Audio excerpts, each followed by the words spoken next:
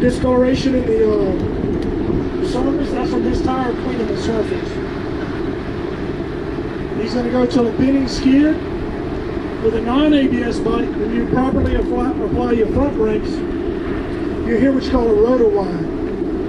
Any of y'all have non-ABS bikes? If you ever applied your front brakes and you hear whoop, whoop, whoop, that's a signal saying, hey, you're doing a great job. Just don't do much more. Okay. You've done great front braking, just don't do much more because I'm at my limit. That rotor whine is a good thing to hear.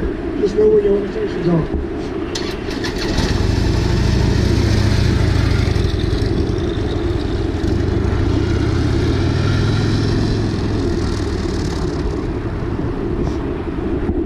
Alright, once again, our target speed is 30 miles an hour, rear brake only. Once he comes to a final stop, we're going to take one of these cones and place it on his front axle.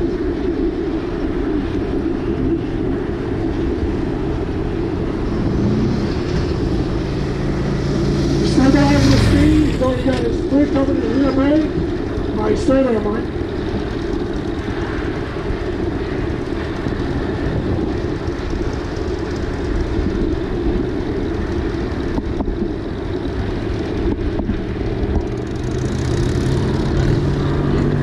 That is 30 miles an hour with rear brake only. You can see the discoloration in the surface, verifying that he's using the maximum rear braking.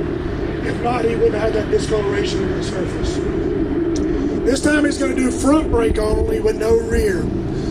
He's going to get his speed stabilized. He's going to compress his front brakes, let his bike weight shift, and he's squeezing more and more and more the slower the bike goes while downshifting. Y'all hear him downshift?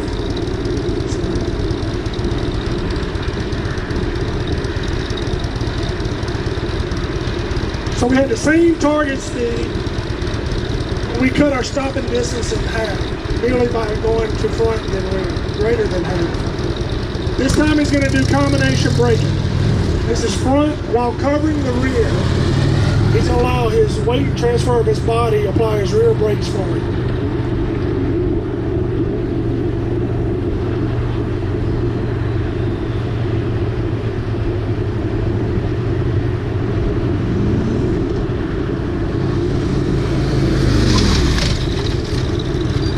Alright, that's combination braking.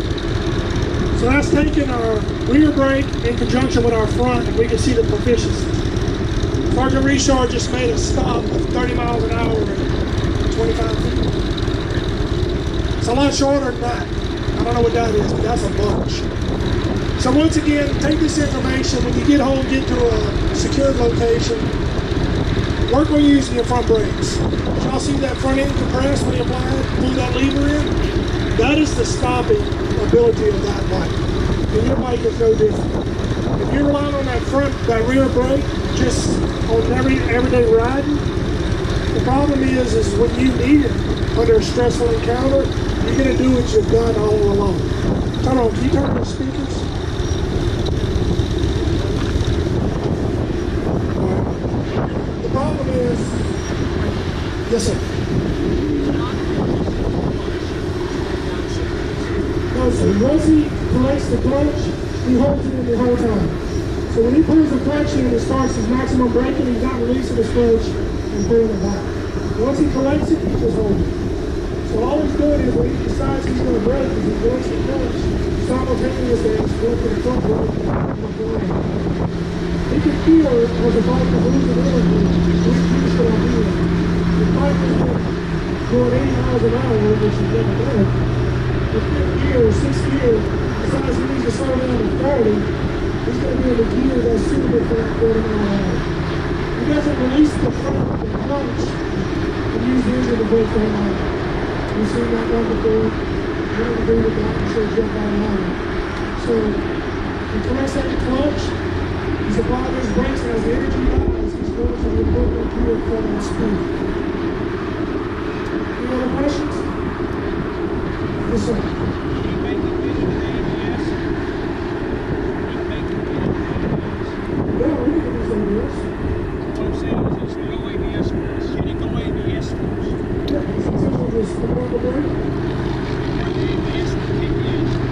Proper brake.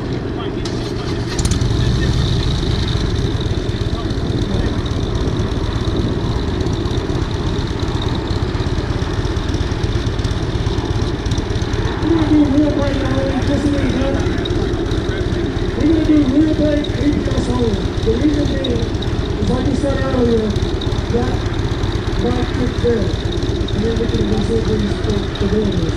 The rear brake only, if it goes into a rear wheel seat, it can the front brake and do it.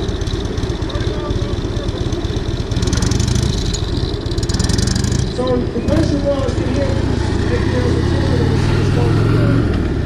So we were going to do it with front brake, which is the maximum stopping capability of the bike. The reason being, as we spoke earlier, that ABS could fail. We don't have to get someone hurt trying to do something. You might not remember it. So this is 30 miles an hour, rear brake only, with an intentional ABS activation. George? That right there? Why you don't? That's why we put in the ABS and that wheel just kept running. Alright, so as long as the bike stopped a little bit greater than his bike's braking efficiency, but you can see here the rear wheel locked up just prior to the activation. What we found is an ABS bike doesn't stop as efficient as an ABS. You will go on ABS quicker with an ABS bike than you will go on an non-ABS bike. That's the difference. The upside is, you can be going through here and get decent and your bike's going to stop. You can hit sand and gravel and your bike's going to stop. Where on an ABS bike, you can kiss it goodbye and stop the bike. Hey, you got anything to add to this?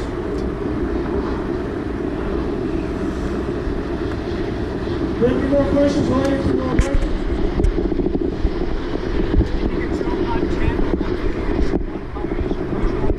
I think we just showed it. No, we just showed it.